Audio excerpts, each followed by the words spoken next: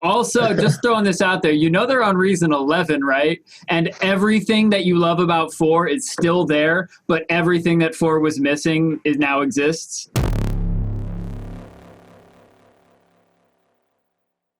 It seems like there's sort of a trend with musicians, regardless of your skill level, where like every 3 months or so, there's generally like a notable shift in style or techniques, or there's generally some sort of breakthrough. And, hearing you talk about that really unconventional technique got me thinking, have you learned anything in like the last little while that has like significantly shaped the way you produce now? Oh man, Reason 4.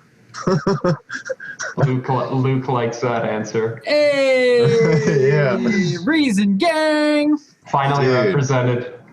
I had this like incredibly horrible breakup, that one that y'all have like when you're a teenager and stuff. So my buddy, who was friends with the guy who got with my ex, gave him a CD of Reason 4, gave that CD to me, and that's how electronic music started, going for me. And I loved redrum.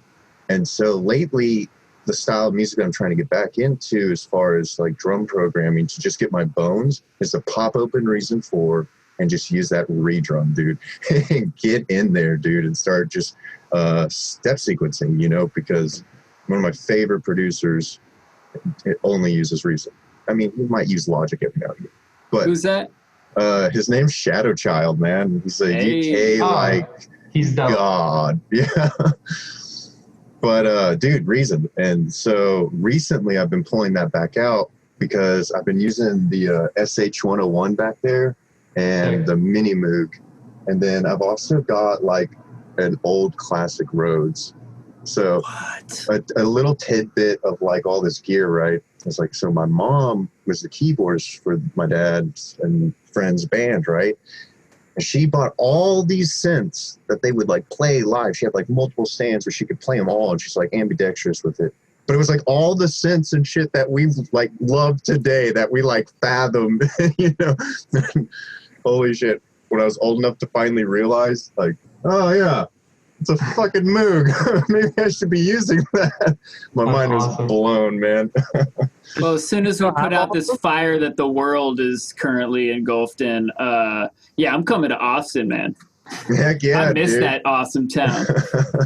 Yeah, man, it's kind of crazy right now because everybody's like... Does she still have all of them? All of the ones that she played?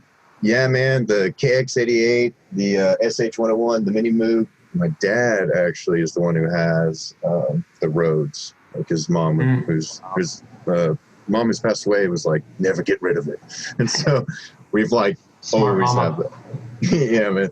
Bro, the Rhodes is one of the best sounds of anything that's ever happened to the human ear. Yeah, what's crazy is that when it's not even plugged in and you go hit the keys, like you can hear the tone generate. Like there's like a little mallet that strikes and you can hear it even when it's not on. It's just like really ominous. That's dope. Have you ever taped a trash bag to the Rhodes? Pretty sick. I will. Heck yeah, man. Yeah. I could see that being fire, actually. If the guitar worked, hell yeah. Yeah, man. And I guess outside of like using Reason 4 again, it's just been coming to a mud pies with intent. Like it's really easy to make a mud pie and just like go fucking crazy and you'll get all sorts of results.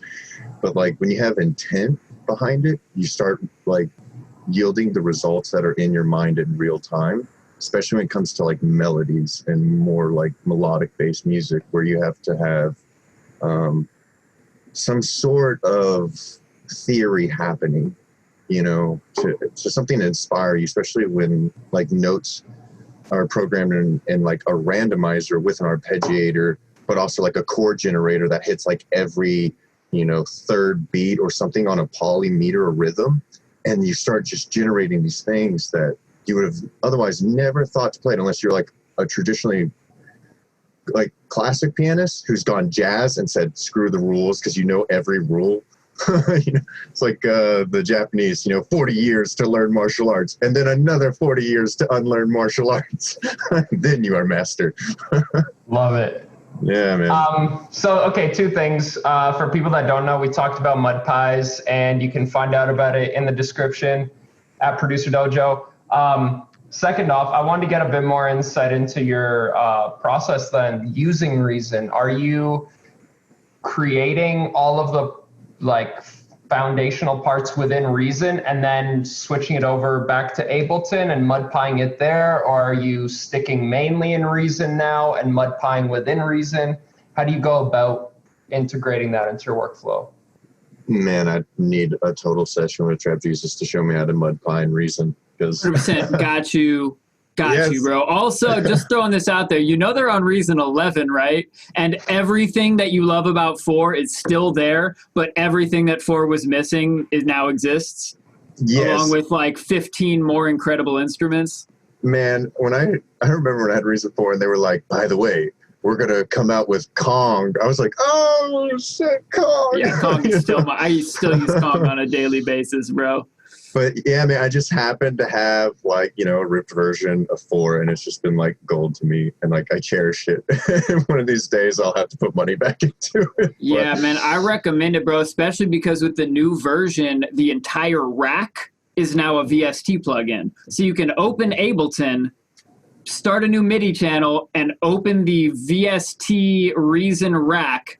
And be rocking with redrum and whatever else you want, some of the Reason classic effects, and do that whole thing. It's like having a whole Euro mod rack inside your DAW, and you can flip it around if you want to get nuts with it and change the cable routing. Be like, oh, I'm going to take the LFO from this device and put it on that device that doesn't have an LFO and mess with the dry wet. I'm a big Reason nerd.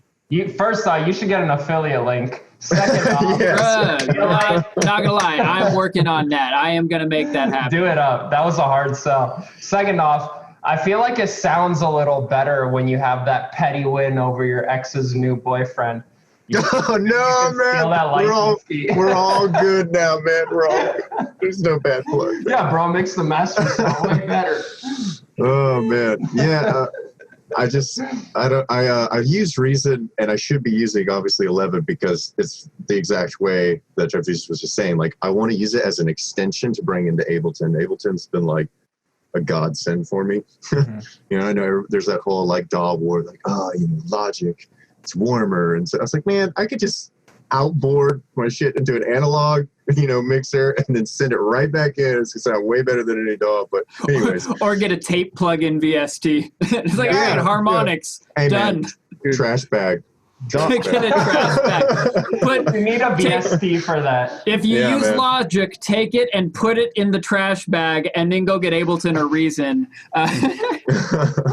No shade to Logic on the real. I know people who make magic in every single DAW. All shame to Logic. That's true, man. And all words are feuds between religions. Y'all are trying to teach the same thing. Be a good person. What are we trying to do? Make good music. Who the fuck cares?